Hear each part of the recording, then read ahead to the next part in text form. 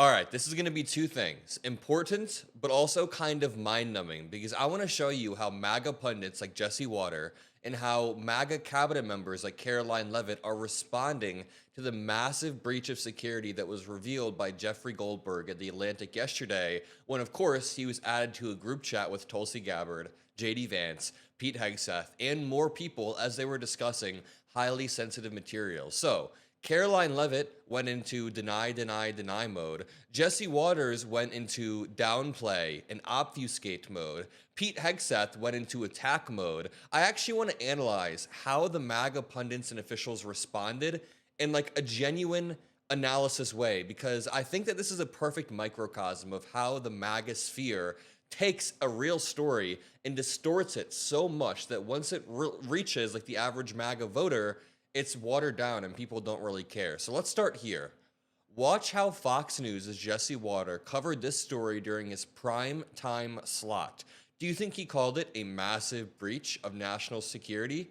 No. He says it's a little oopsie doopsie, and there may have been a little bit of a leak. Just watch how hard he downplays. Did you ever try to start a group text? You're adding people and you accidentally add the wrong person. All of a sudden, your Aunt Mary knows all your raunchy plans for the bachelor party. Well, that kind of happened today with the Trump administration. Mike Waltz was putting together a group chat on Signal, an encrypted app, with the Secretary of Defense, the VP, and a bunch of other national security officials to collaborate on whether to strike Iranian proxies in Yemen who keep firing missiles and shutting down shipping. Well, National Security Advisor Mike Waltz accidentally added a reporter to the group text, and not a good reporter. Jeffrey Goldberg from The Atlantic, one of the biggest hoax artists around. Well, he heard some things he probably shouldn't have, but could have been a wee bit of a security breach. But it's not like they homebrewed a server and then bleached it or... And then he brings up Hillary Clinton after calling it a wee bit of a security breach. Okay, listen.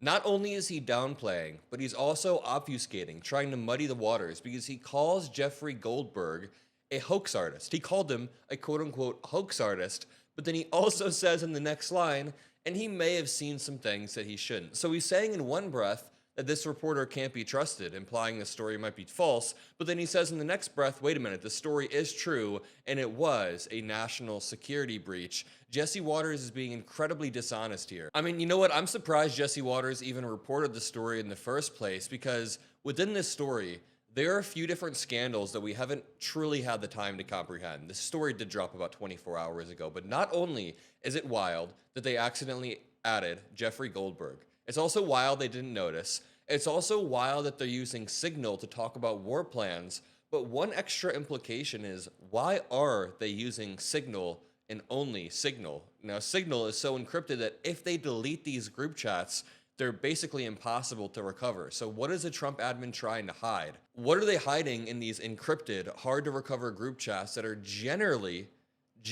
hard to get a hold of, unless the people in the group chat are so dumb they just add a reporter on accident? But you guys see how hard Jesse Waters just spun right there. I mean, I've never seen Fox News spin that openly. Check this out. Donald Trump tweeted on July 6th of 2016, crooked Hillary Clinton and her team, quote, were extremely careless in their handling of very sensitive, highly classified information, not fit. And Mehdi Hassan said, this aged well. I love how to this day, Hillary Clinton still lives rent-free in the minds of Trump supporters. I mean, look at, Trump made this tweet that I just read in 2016. Almost 10 years later, Jesse Waters is still featuring Hillary Clinton in his primetime segment and talking about her emails in an attempt to obfuscate from the fact that Trump has had multiple breaches of national security, and even the fact that they lie on Fox News. I can't talk about Fox News without bringing up the Dominion lawsuit, where Fox settled out of court because they knew they were effed and lied and defamed Dominion.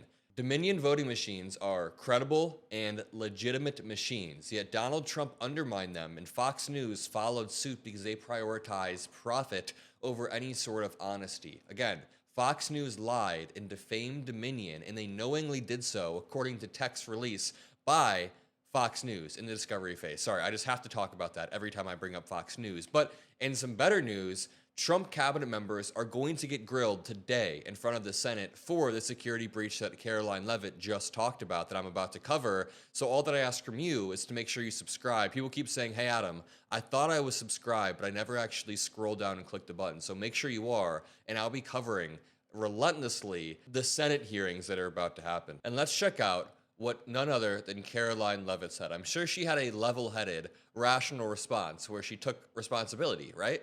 No. She said, Jeffrey Goldberg is well known for his sensationalist spin. Here are the facts about his latest story. Number 1, there were no war plans discussed. Number 2, no classified material was sent to the thread. This is false. We'll talk about this in a second. Number 3, the White House counsel's office has provided guidance on a number of different platforms for President Trump's top officials to communicate as safely and efficiently as possible. I know that's standard wording, but I still don't like it because there are already pre-existing protocols in place to communicate not only efficiently, but incredibly safely. Stuff like this doesn't happen because there are protocols in place to stop it from happening. So when she's saying the White House's counsel office has provided guidance to try to be safe and try to be effective, that's not how it's supposed to work. As the National Security Council stated, the White House is looking into how Goldberg's number was inadvertently added to the thread. Oh, I'm sure the White House will be entirely transparent about that, right?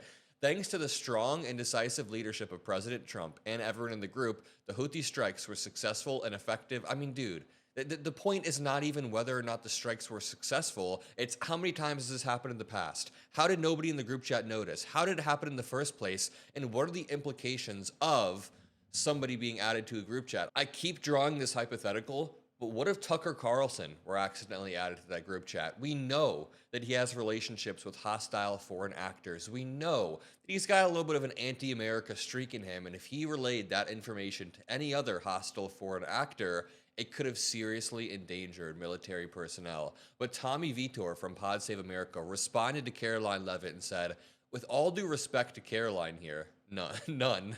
This is an obvious lie.